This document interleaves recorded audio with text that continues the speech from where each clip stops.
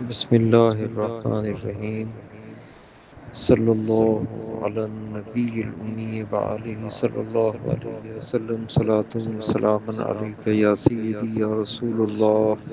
اچھا، یہ کچھ اشعار ہیں قصیدہ بردہ شریف کے جو امام شرف الدین بوصیری رضی اللہ تعالیٰ عنہ کا لکھا ہوا اور بارگاہ رسالت میں مقبول ترین یہ نعت شریف ہے عربی کی۔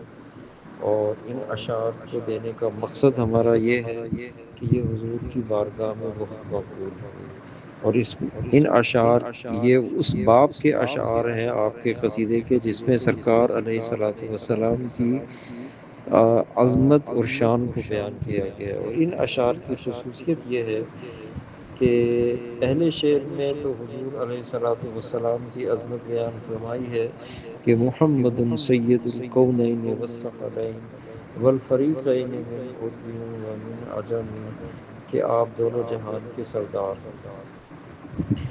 اور آگے ہے نبی العامر الناہی فلا احد ابر فی قول لا منہ ولا نعمی۔ اس شعر کی خوبی یہ ہے کہ رات کو اگر یہ شعر پڑھ کے سویا جائے کم سے کم 3 مرتبہ، اور اول آخر ہر شعر کے ساتھ ضرور یہ درود پڑھا جائے، مولا یصلی وسلم دائما ابدا علی حبیبک خیر الخلق کلہم، تو صبح آنکھ کھل جاتی ہے، فجر کی نماز قضا نہیں ہوتی۔ اور اس میں ایک شعر یہ ہے هو الحبیب الذی ترجى شفاعته لكل حول من الاحوال مقتحم۔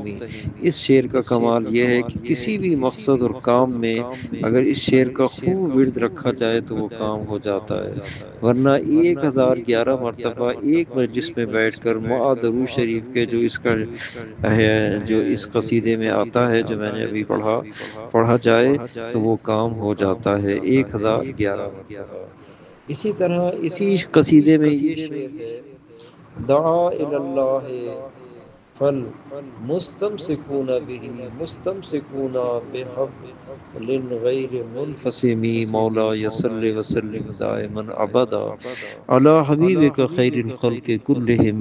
اس شعر کو پڑھنے سے سرکار علیہ الصلوۃ والسلام کا خاص قرب حاصل ہوتا ہے، اور بندہ برائیوں اور گناہوں سے دور ہو کر فرائض اور واجبات اور بالخصوص آپ کی سنت ہائے مبارکہ کے قریب ہو جاتا ہے، بری صحبتیں سے بچ جاتا ہے اگر اس شعر کا کثرت سے ورد رکھے۔ اللہ تعالی ہمیں توفیق عطا فرمائے۔ شب جمعہ میں ضرور درود پاک کی کثرت رکھیں اور ان اشعار کو اپنی عادت کا معمول بنا لیں تو بے شمار کام آپ کے انشاءاللہ تعالی ہو جائیں گے۔ وآخر دعوانا ان الحمد للہ رب العالمین۔